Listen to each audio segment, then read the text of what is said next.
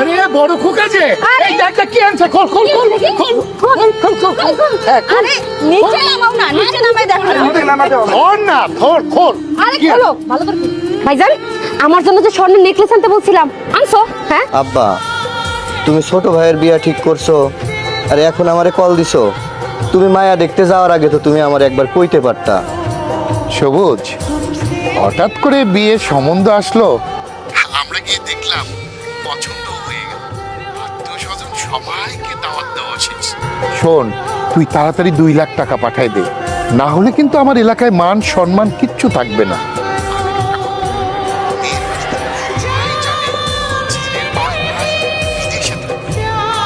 তাই মেয়েকে গলার একটা হার আর হাতের একজোড়া রুলি তো দিতেই হবে, ওটা 1 মাসের মধ্যে পাঠালেই হবে।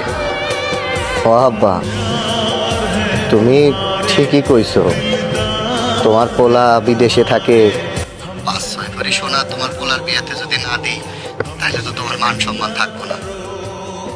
আব্বা তুমি চিন্তা করো না, আমি 2 লাখ টাকা আর 5-6 ভরি সোনার গহনা আমি পাঠায় দেবো। তুমি তোমার ছোট পোলার বিয়ার ব্যবস্থা করো। যাক এবার মান সম্মানটা থাকবে। সবুজ যদি 2 লাখ টাকা দেয় ছোট ছেলের বিয়েটা ধুমধাম করে দিতে পারবো। 10 গ্রামের লোকজন দেখবে আর বলবে আলমগীর সাহেবের ছোট ছেলের বিয়ে হলো। টুম্পা টুম্পা আমি সংসারের বড় পোলা, আব্বা আমার বিয়ার কথা চিন্তা না কইরা আমার ছোট ভাইয়ের বিয়া ঠিক করে ফেলাইল, কথা একবারও চিন্তা করলো না।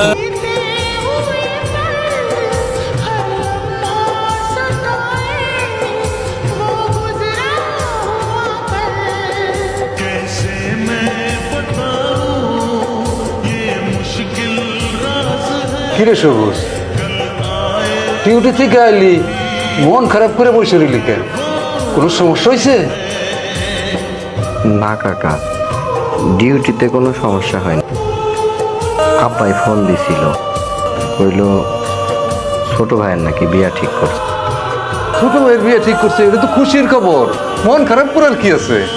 হ ছোট ভাইয়ের বিয়া ঠিক করছে, এটা তো খুশিরই সংবাদ। কিন্তু কাকা আব্বাই ফোন করে কইল হ্যার বিয়াতে নাকি 2 লাখ টাকা লাগবো, আবার কইছে হ্যার শ্বশুর বাড়িতে 4-5 ভরি স্বর্ণ দেয়া লাগবো। আমি এতগুলান টাকা এখন কেমনে জোগাড় করি? তোমরা তো জানো যে আমি যে টাকা পয়সা পাই শুধুমাত্র ম্যাচের খরচ রাইখা সব টাকা আব্বারে পাঠাই দিই।